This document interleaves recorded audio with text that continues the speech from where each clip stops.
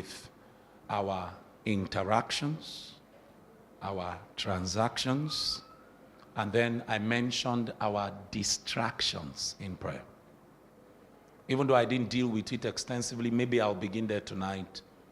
I told us that in our engagements with God, when you begin to build discipline around prayer, you will have interactions. You need to understand that prayer is about interactions. You'll have transactions. That means in prayer, there's going to be exchange.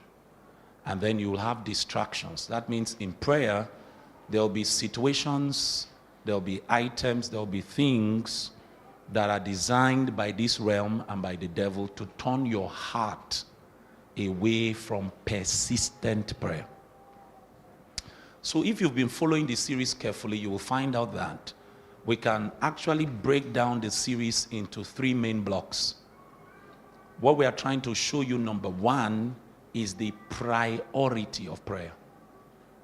And what do we mean by the priority of prayer? It means that prayer in the life of a Christian has preeminent status. That means it's important to pray. It's important. If you don't consider prayer important for you as a Christian, I said to us that that's an indicator in itself that you don't honor and value the presence of God. Prayer is the primary tool by which we enter into and we sustain the presence of God. So every believer must come to the place where they settle it in their hearts that in my life, in my Christian life and in my walk with God, prayer is a priority. And you will find out that as a human being, whatever you do not prioritize, you will not invest in. The investment of your time, the investment of your strength, the investment of your skill, your gift, your energies, always move in the direction of your priorities. So you find somebody who says, I am struggling with prayer, but they can do other things with their lives. It's a matter of priority.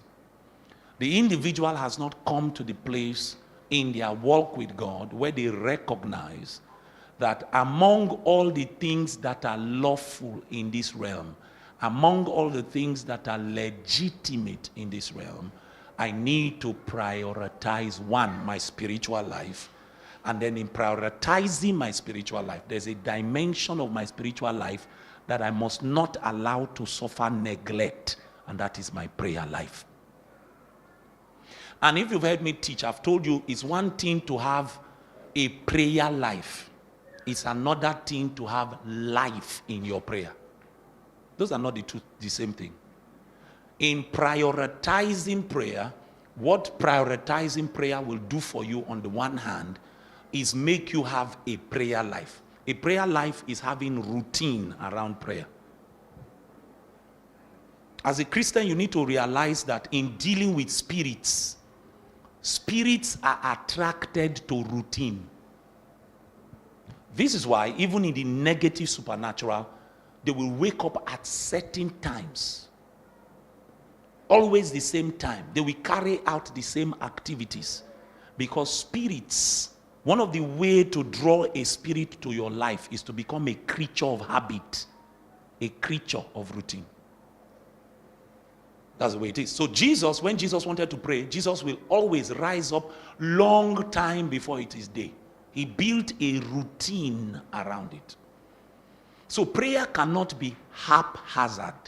If you were listening to me last week, I said to you that prayer is structured. Prayer is systematic. That is why prayer can be taught. So part of what prioritizing prayer does for you is that you can now build routines. If you build those routines, you will have a prayer life. And when you build those routines, your commitment to those routines, if you discipline yourself according to the things that we have been saying, for instance, in your routine, you clearly define your focus. Then there will be life in your prayer. That means your prayer now has the capacity to shift things in the visible realm. So you are not just praying and mouthing words, because it is possible that you have reduced prayer to a routine just to fulfill all righteousness. So there are people who do morning devotions just so that they can have this feeling that I'm a Christian. So morning devotions have been reduced to a stamp that Christians pray in the morning, so me too, I prayed. So just in case they are stopped on the road and asked, did you do your devotion today? They will say yes. But what exactly is the devotion achieving in your life? Are you loving God more because you are spending that devotion time? Are you being transformed into the image of Christ because you are spending that devotion time? Is it affecting how you treat your wife? Is it affecting how you treat your husband? Is it affecting your relationships at work? Is it affecting your perspective about money? Is it affecting your values when it comes to material possession? If we are not seeing commensurate transformation as a result of your consistent contact with God, you have a routine, you don't have life. And the goal of prayer is not just to be able to state that I pray, I'm a prayer warrior. That's why you have people who can pray 10 hours and pride is still in their soul. People who can pray 6 hours and lust is still in their soul. How do you describe the testimony that the man of God shared during our crusade? That a young man will meet a young girl at home, they will pray for 3 hours, and when they finish praying for 3 hours, sweating in prayer, they will now fornicate. It means that that prayer endeavor is not God that they touched. In the same atmosphere where you prayed, no fear, no reverence, it means that transactions did not happen. So even though they have routine, they pray 3 hours, they pray 5 hours, they don't have life. And you must realize that in prioritizing prayer, you must understand that one of the things that will come to you, there's a transaction that happens in the realm of the spirit when you become consistent, is that the very life of God becomes available to you to find expression even within your own vessel. So it's impossible to find a man who genuinely prays. Find such a man and not find him afflicted with humility. A true praying man will be a humble man. To afflict him with humility.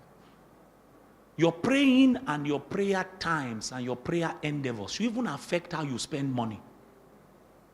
It should affect how you approach every area of your life, how you think.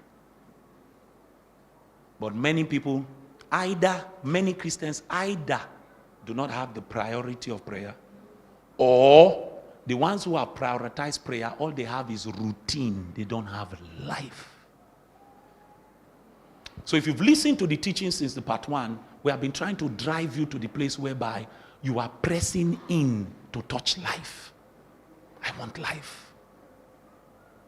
It was life that the disciples saw that made them say, Master, teach us how to pray. Even just like John taught his disciples. Has it not troubled you that of all the great things that Jesus did, the disciples never asked him to teach them how to work miracles?